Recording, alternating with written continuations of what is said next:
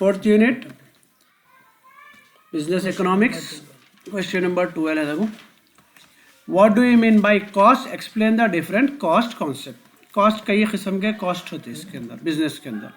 तो कौन से कॉस्ट है यहाँ पे नीचे दे दिया, देखो आपको classification. Cost refers to spending of funds और utilization of property for producing a good. वो प्रोडक्ट या वो चीज़ आपको कितने में पड़ी, दैट इज कॉल्ड कॉस्ट। आगे बात समझ में। चाय वाला चाय बेच रहा, तो चाय जो है आपको बेच रहा तो 20 रुपये में, आपको उसको हो सकता है 12 रुपये में पड़ी होंगी, 13 रुपये में पड़ी, तो वो 13 रुपये होगा कॉस्ट। ट्यूशन रहे वक्त नहीं आते, ट्यूशन नहीं है वक्त आते हैं, बात करना है तुम्हारे से। चलिए, क्लासिफिकेशन ऑफ कॉस्ट। अलग अलग टाइप्स के कॉस्ट क्या क्या है वो देखेंगे।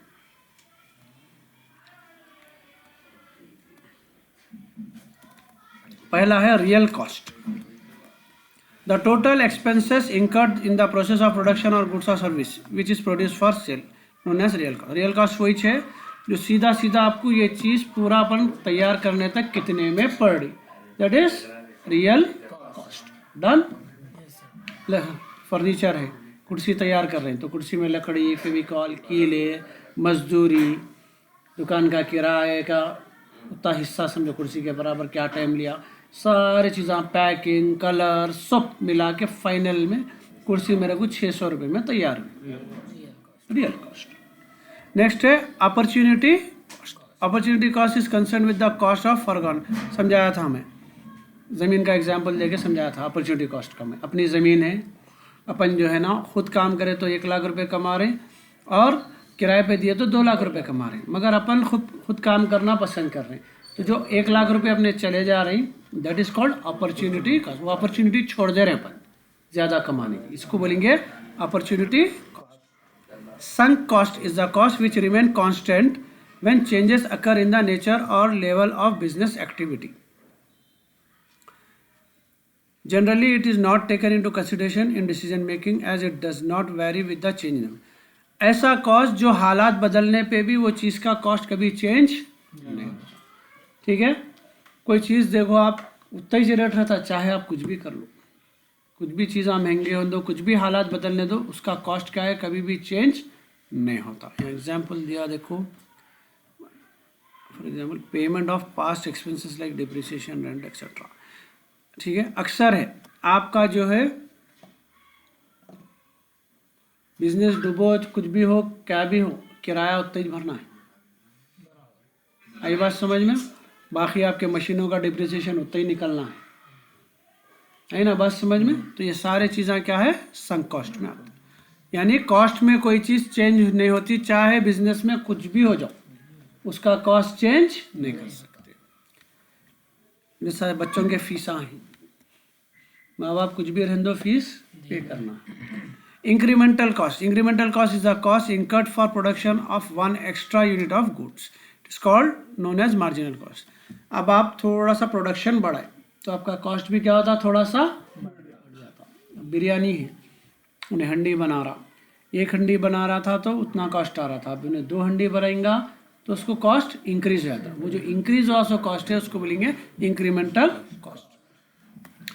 Explicit cost incurred in purchasing the input or resources required for production of a product or service is known as explicit cost. It is also known as output of pocket cost. और extra दे रहा गया इसको cost. In other word the cost of production which is made in terms of money is known as money cost. तो यहाँ पे explicit cost क्या है, सिंपल वही होता है इन्हें भी। अगर अपन जो भी कॉस्ट लगा रहे हैं उसको पैसों में तब्दील कर दे रहे हैं, ठीक है। अगर जैसा कि मैं काम कर रहा हूँ, मैं 1 घंटा पढ़ाया, वो 1 घंटे की पढ़ाई के मैं 500 रुपये चार्ज करा, 1000 रुपये चार्ज करा, तो वो मैं सर्विस को क्या करा, पैसों में कन्वर्ट कर दिया। That is called explicit cost या मनी कॉस्ट। कुछ चीज़ें हैं आप एकदम उसको मजदूर से काम करा रहे हैं, तो उसको मजदूरी को अब एक हिसाब से तो नहीं देख सकते, लेकिन अब घंटों के हिसाब से या काम के हिसाब से उसको पैसों में तब्दील कर देते, उसको बोलेंगे एक्सप्लिसिट कॉस्ट। नेक्स्ट है आपको इम्प्लिसिट कॉस्ट, उसका अपोजिट था। Implicit cost refers to the cost incurred by losing opportunity for not using company's own resources other than cash. It is also known as self-owned cost. In other words, the earning of those employed resources which belong to the owner. For example, rent or idle land, depreciation or fully depreciated property still in use. तो यहाँ पे implicit cost क्या है?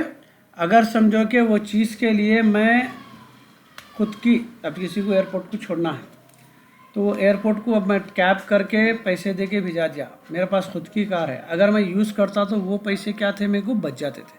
That cost is called implicit cost, जो मैं खो दिया. Fix cost. Fix cost बोल तो ऐसी कॉस्ट जो कभी चेंज नहीं होती. एग्जाम्पल मैं बोला ना, आपका काम चलो या ना चलो आपका रेंट उतना ही रहता, उसको बोलते हैं फिक्स्ड कॉस्ट. वेरिएबल कॉस्ट जो चेंज होती, अगर मेरा सेल ज़्यादा होगा तो मेरे को बनाना भी ज़्यादा चीज़ें पड़ेगा तो कॉस्ट चेंज होता. सेल कम होगा तो मेरे को चीज़ें बनाना भी कम पड़ेगा बेचने के, वो कॉस्ट कम होता. इसको बोलते हैं variable cost. Variable variety changes. बस है आंसर ये, एक आंसर है. चलिए, 4th यूनिट का सेकेंड आंसर है. देखो इसमें अपन इंटरनल और एक्सटर्नल इकोनॉमिक्स को देखेंगे. Question number 23, explain economics and diseconomics दिया, अपने को सीधा इंटरनल और एक्सटर्नल इकोनॉमिक्स देख लेंगे. Economics of scale refers to reduction of production cost by large business government. तो आपका कॉस्ट ऑफ प्रोडक्शन कम करना हर कंपनी कोशिश करती. जैसा कि चिप्स की पैकेट बेच रही समझो, तो चिप्स का पैकेट उसको फाइनली 3 रुपये में 4 रुपये में पड़ रहा था पूरा सब होके, उन्हें 5 में बेच रही थी. तो अब उन्हें वो रेट नहीं बढ़ा सकती. 5 रुपये का आज दे रहे सालों से 5 में 6 रेट नहीं बढ़ा सकती. तो उन्हें हमेशा कोशिश में रहती वो जो 4 रुपये को 3.5 रुपये पे लाए तो 8 आने का प्रॉफिट पर पैकेट बढ़ता. तो that is called economics of scale. वो स्केल में चेंज लाना, प्रोडक्शन जो भी अपना कॉस्ट है उसको कम से कम करना. आगे बात समझ में? जैसा कि अपन होटल है, होटल में वेटरों को रखते हैं, 10 वेटर है मेरे पास. अगर कस्टमर में को दिन में समझो 100 कस्टमर आए तो 100 कस्टमर को वही 10 वेटर हैंडल कर रहे थे. 500 कस्टमर आए तो भी वही 10 कस्टमर, तो मेरा कॉस्ट लेबरों का कम हो जा रहा. आई बस मैं पैसे तो उतने ही दूंगा मैं, कहीं को उनकी ड्यूटी जितने 12 घंटे की है वो करना है, तो उसमें 100 भी आए तो मेरे को उतने देना है, 500 भी आए तो उतने. तो लेकिन मेरा पर उस पर कॉस्ट कम हो जा रहा उसमें. आगा समझ में? That is cost reduction in production cost बोलते हैं. चलिए, इसमें जो है आपको 2 है, एक इंटरनल इकोनॉमिक्स ऑफ स्केल, एक external economics of scale. Internal economies are those economies which provide benefit to an individual firm due to an increase in its size and output. इसमें क्या है, सिंगल कंपनी की बात हो रही है internal economics में. इंटरनल मसला है भाई हमारे घर का, तो that is related to only one house. ठीक है, एक घर का. तो एक कंपनी में जो भी बेनिफिट्स आएंगे वो कॉस्ट ऑफ प्रोडक्शन कम होने से एक कंपनी को जो प्रॉफिट होगा that is called internal economics of scale. उसमें क्या क्या होते हैं? Labour economics. A large firm can attract specialist and efficient labour due to increase on specialisation. आपके पास कॉस्ट कम होगा तो आप अच्छे से अच्छा वो पैसे लगा के और अच्छा लेबर और अच्छी क्वालिटी ला सकते हैं. टेक्निकल इकोनॉमिक्स, अच्छी से अच्छी टेक्नोलॉजी ला सकते हैं आप वो पैसा बचने से आपको. मैनेजरियल इकोनॉमिक्स, अच्छे से अच्छा मैनेजर, अच्छे से अच्छा जो है काम करने वाले को आप ला के रख सकते हैं क्योंकि आपका कॉस्ट ऑफ प्रोडक्शन बच रहा है. मार्केटिंग इकोनॉमिक्स, अच्छे से अच्छा आप प्रोडक्ट को मार्केट कर सकते हैं और ज़्यादा एडवर्टाइज कर सकते हैं और ज़्यादा जगह पे आप जो है ना बेच सकते हैं उसको, कहीं को आपके पास पैसे आ रहे हैं. फाइनेंशियल इकोनॉमिक्स, आपका फाइनेंस खुद ब खुद क्रिएट होता, कैपिटल बढ़ते जाता बिजनेस में, पैसे बचेंगे तो.